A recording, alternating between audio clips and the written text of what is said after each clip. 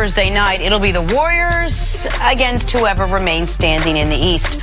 Golden State will have had 9 days off, but that's still not enough to get Kevin Durant back on the court. KD likely to miss the beginning of the finals with that strained calf. See, do the Warriors need KD to win a title? They're a better basketball team. They're more dangerous. They present more problems. They can win a series. All they got to win is 4 games. Knicks got a sample size, more than a sample size as far as playing without him. I know the Warriors would prefer to have him, but they have the luxury, greatest luxury in the history of sports, and that's Kevin Durant. They can win without him.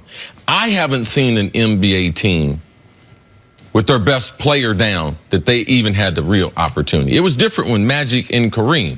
Magic was immersion, Kareem, and you're talking about 1 game. Or Willis Reed, the famous Willis Reed game. He gave you 4 points, but was out after that. That was 1 game. And we're talking about a series.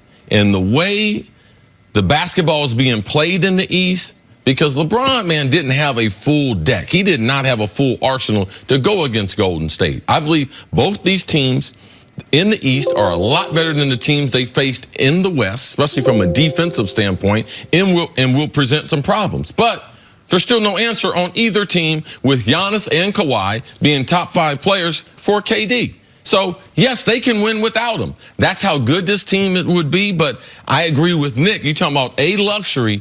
That's who Kevin Durant is for Golden State. Kevin Durant's been on the Warriors for 3 years. They needed him. They had to have him. They would have lost without him 1 series. The first NBA Finals, he was there against the defending champion Cavs. That was the best Cavs team. That was LeBron James still at the peak of his powers, Kyrie Irving playing the best basketball of his career up to that point, a healthy Kevin Love, and a Cavs team that was a top 10 all-time NBA offense. The difference in that series, because that Cavs team had figured out a way to slow down Steph and Clay. That Cavs team would have beaten the Warriors without Kevin Durant. Other than that, it's all been luxury. Even the 7-game series with Houston last year, we have seen against Houston, Golden State plays different with Kevin Durant, but not necessarily better. Houston has trouble with the original Warriors Splash Brothers.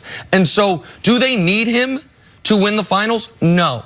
Can they win without him? Yes. And anyone right now that will say, no, they are drawing dead. Now, against Milwaukee or Toronto without Kevin Durant, they're just saying that because they boxed themselves in. That nobody can have watched the last 5.5 games of them without him. The 35 games previously they played without him with Steph. Their 34-4 record overall, so I guess it would have been 33 games previously, and say, oh, they have to have him. They'd like to have him.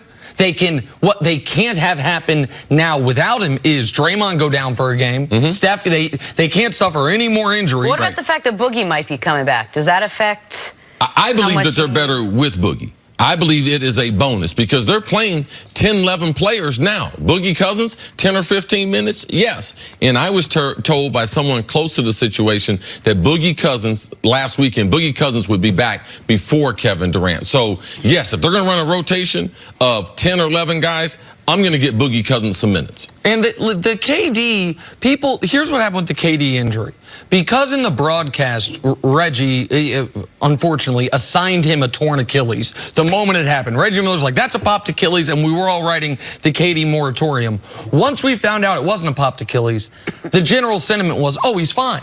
He'll be back in a week. He was never going to be back in a week. No. You could see when he walked off the court how significant the injury was. You could see the fact that he didn't return to the bench that game, how significant the injury was. When they ruled him out preemptively for games 3 and 4 against Portland, how significant the injury was. Now, if the NBA Finals goes 7, we're now talking Game 7 will be on Father's Day, I think June 16th. That's a ways away. I'm not saying I believe KD's done for the year, but I don't think anyone should have ever expected him to be back for Game 1 of the NBA Finals. And the Warriors have been preparing to not have him for at least the beginning of the NBA Finals. They know this as well as anybody. And this is normal for the scope of recovery time for a calf strain at his severity, right? Well, typically, because he's had a couple other calf strains, he came back earlier than this. So it's more severe. The team revealed that. Oh, it was more severe than we anticipated. Yeah. But when you think something and you think the worst, you think the popped Achilles and been like, oh, I'm looking at the MRI, the Achilles is not torn. Right. That's great news.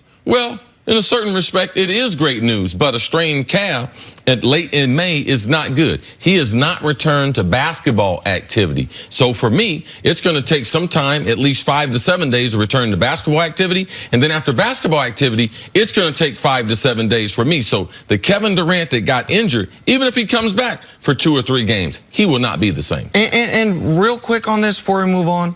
I would not feel this way if it was Steph that was out.